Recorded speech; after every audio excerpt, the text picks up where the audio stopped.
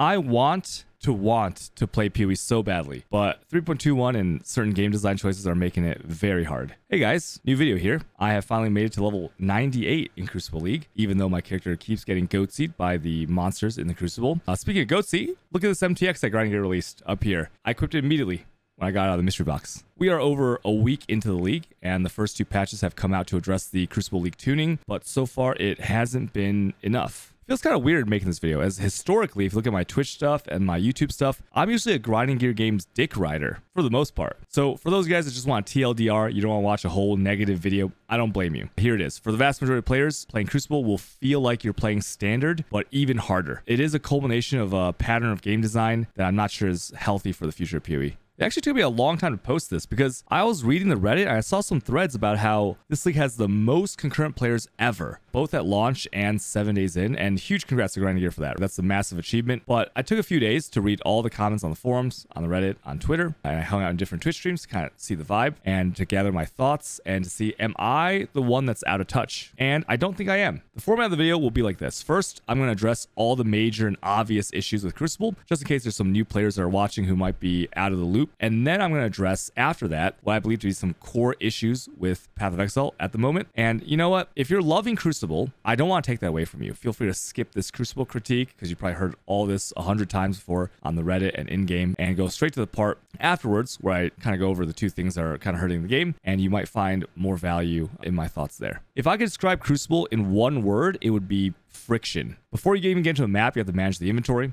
So let's hope that you aren't baking a 2x4 item because your inventory that's small just got a lot smaller. If you didn't remember to bring an item, well, that's too bad. You can go back to town, get a good base that you might actually want a skill tree on, or you can just press your show hotkey and find a random item off the ground, and then you can fish for a currency node on that undesirable weapon. There's also issues with the left hand versus right hand management system. How many of you guys have had this issue where if you put it on the left side, because most maps these days, you're going to go back to town to dump your inventory, you go back to town and you accidentally vendor your weapon. Oh, whoop, that thing's gone that you were baking. Or you dump it in the dump tab and you won't know that you dumped it until you go back to the map and you encounter the Crucible, and now you run into the issue that I just described. If you keep it on the right hand side, well, that's also an issue because there are a lot of identified items that you'll pick up, or you'll identify items in your inventory as you go, and now the leftmost inventory item will be stuck in the Crucible, and you have to either drop that item or move the right hand item into the left side to be able to bake that item. You know, back in Scourge, they developed a really nice system for this, where you could have 3 items slotted in a UI. It was called the Dream Furnace. And in Heist, Expedition, Harvest, you even had these lockers that stored a league mechanic for use.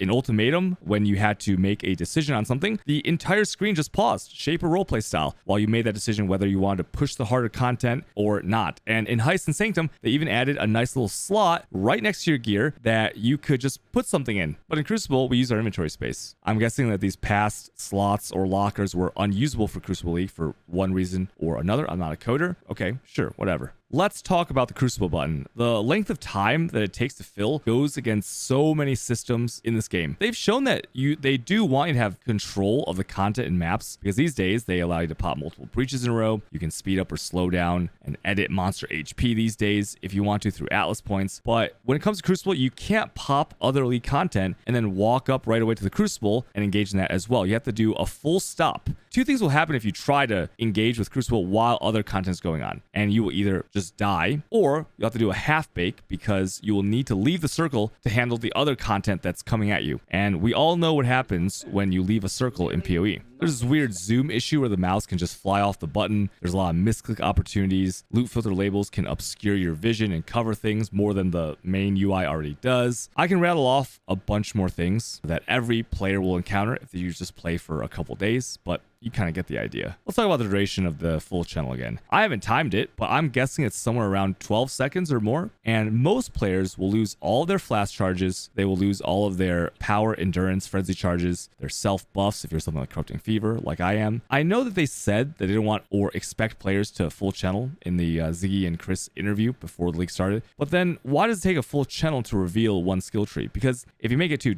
take 2 channels, then that's just one map where you're actually playing standard. This should really never be the case for a hype new league. The mobs, even after the nerfs, are quite overtuned for a league mechanic. Each rare or unique is many times harder than the map boss, always. And so when you factor in things like map mods, eldritch altars that are affecting your character, it gets out of control really quick. There's a special shout out to the red snakes that do the little LMP attack, alongside our favorite Soul Eater mob, that can sometimes appear and just hit you out of nowhere. Let's talk rewards. Historically in PoE, when you reach the end game, you can take pretty much two approaches. The first one, the one that I personally like a lot more, is you kill a bunch of small monsters. You interact with a bunch of small content, and then you roll the dice, and over a long period of time, you get a bunch of small rewards. The second option is you can kill one big monster, usually a boss, and get a bigger reward over time. Okay, makes sense, right? So the first option would be things like mapping, heisting, and the second option would be things like killing Eater and Exarch invitations, Elder, Uber Elder, things like that. This league has not really hit that balance at all for the reason I mentioned earlier in the video, and overall, it's just a frustrating and pretty unrewarding experience. There's no excitement when I go into a map and I see that Crucible icon. Like, how did we go from having a no-hit run Sanctum as the final league content, and that's removed from the game, by the way, to now we open a geode, put in the map, sprint past all the monsters, don't engage with them at all, and just touch the furnace and then teleport out. I'll quickly go over my experience. I tried to do a solo self-found project of crafting a tree onto my weapon. The first day, I spent 6 hours doing maps, about 30 to 40 maps, so I guess not that many. I didn't drop a single geode.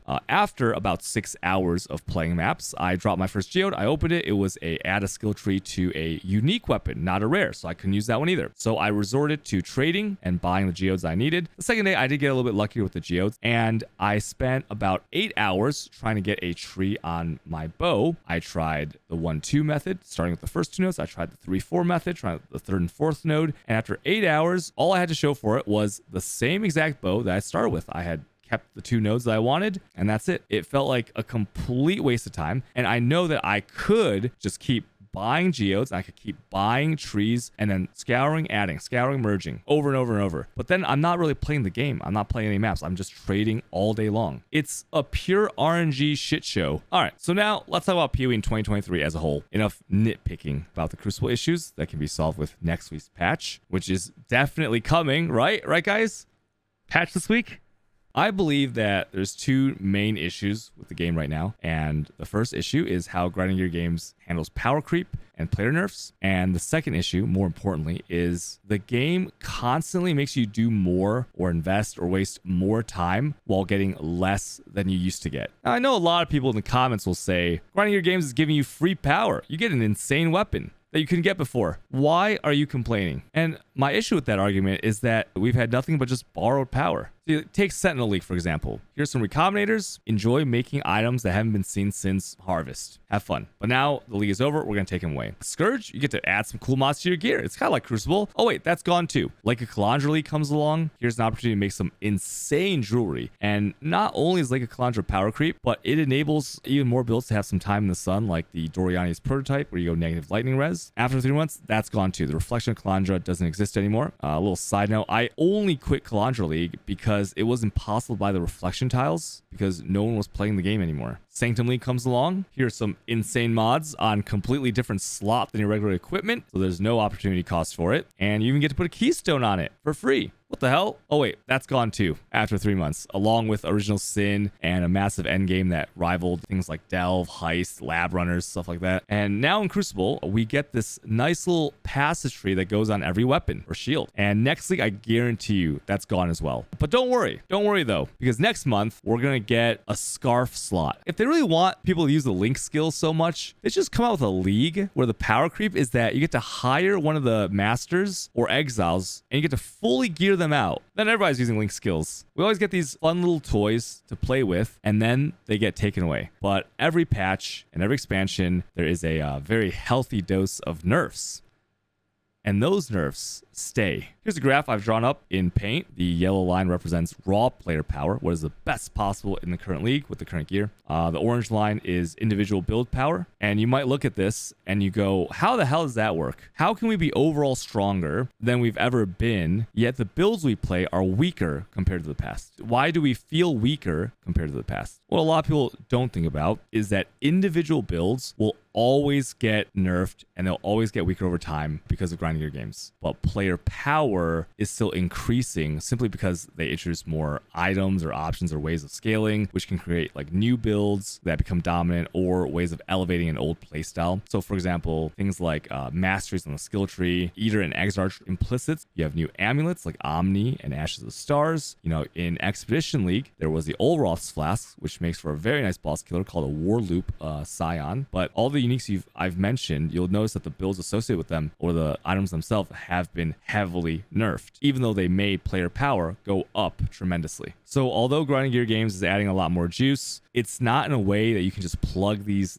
items or mechanics into your favorite old builds that may have been deleted and then see them become usable again or see the numbers get bigger. And in this graph, alongside the two lines, I've also added a third red line, which represents monster power, which also grows over time. And sure, sometimes we get thrown a bone like curse effect buffs recently, but if you look at the laundry list of nerfs, it's not exactly fair. If you look at the rares that have life regen these days, the rares that have leech, the rares that have the nullifier, the mana siphoner, these rares are much more prominent since I would say a few leagues ago. I read all the patch notes and there was no mention of adding different weightings to the monster mods or making the rare monsters harder. So now let's talk about the second issue, which is that I believe that Grinding Your Games is making you spend more time or waste more time for not as much reward as you used to get. I'm going to use Expedition as a baseline because everyone remembers how massive the nerfs were and how they tried to slow players down starting an Expedition. It was kind of the first time you realized that you had to come to a full stop. You had to pick up every single shard off the ground. There's 4 vendors with multiple types of currency each, and compared to previous leagues, it was quite tedious. I believe that Expedition is a good league. I think the rewards are fine. It's one of the best leagues that you can add to your atlas, but it does take more time playing to achieve the same results. Going forward with this idea, let's talk about Scourge League, which I played a lot of, but it did also have some things to slow down players' progression and rewards. There's a thing called the Dream Furnace. It's a inventory for 3 weapons and 3 maps. Scourge is actually kind of similar to Crucible in many ways because you place an item inside of this box to level it up. There's multiple levels of it, just like there's multiple paths on the Crucible skill tree. It gains experience over time as you do more maps, and you will unlock modifiers for your items that can make it stronger or weaker. It was tedious to maintain, kind of like Crucible is right now, and it took a long time to see results. It had this thing that was super annoying, and I think it started occurring in Scourge League where you can actually have your time wasted and get no reward at all. When you look at your results, it could be that you had been baking this item for a long time and you have nothing to show for it, right? You have 0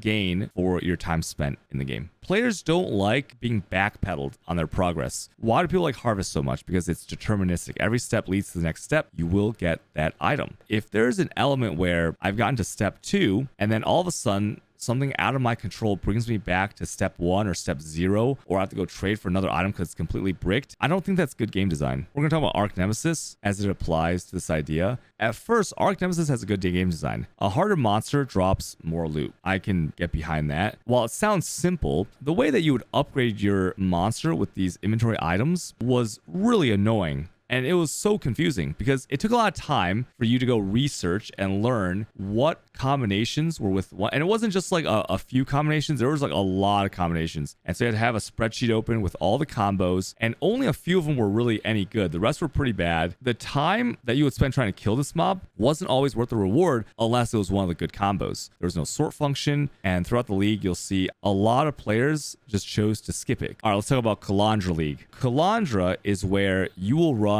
a lot of maps that have absolutely no rewards. There's nothing in the map. It's pretty much standard until you finish a lake tile set, which is like a map that you made yourself. The kind of rewards that you would get, you really had no idea what you were getting yourself into. The difficulty was insane. I would compare once you got to like tier 12 or 13, it would be like a 100% deli map in terms of difficulty, monster HP and damage, but you didn't know about it. There was no indicator to tell you that that was the difficulty. The worst design of this league was that the reward structure of it wasn't fixed until a month in, and it was still delayed like 16 maps back or more if you chose to swap or move tiles around. I would say for the normal player, you can go an entire gaming session and be able to engage with the Lake of Calandra maybe once. Alongside, there was this common theme that you can backtrack a player's progress. We're starting to see a pattern here. Sanctum kind of mixes all these things in. In Sanctum, you have to run 32 maps minimum some if you remember to store the encounters to get a bigger reward at the end. All right, so now we come to Crucible, and we have design elements that bundle together Lake of Calandra and Sanctum, and all of these are kind of forcing you to just play super long for rewards that you don't even really know what they are. So in Crucible, right, the league mechanic and the monsters, they don't drop anything, just like the Sanctum monsters. If you participate, it's super time consuming and there's a lot of friction. You have to come to a full stop like an expedition and stop everything else that you're doing in the map to do that. The rewards are confusing because although you know if a node will be good or bad for your character, most players won't go to PoEDB and look at the thousands of mods to determine this is what I want on tier 1, 2, 3, 4, or these are the acceptable mods that I want on tier 1, 2, 3, 4. You're also expected to delay your rewards like in Sanctum and like in Calandra for many maps, and then at the end of all of this you might not get anything. After all said and done, you might not get anything to show for it after a day or two of playing. And not only that, because that would be bad in itself, but what's worse, you can actually go backwards in progress. So you see all these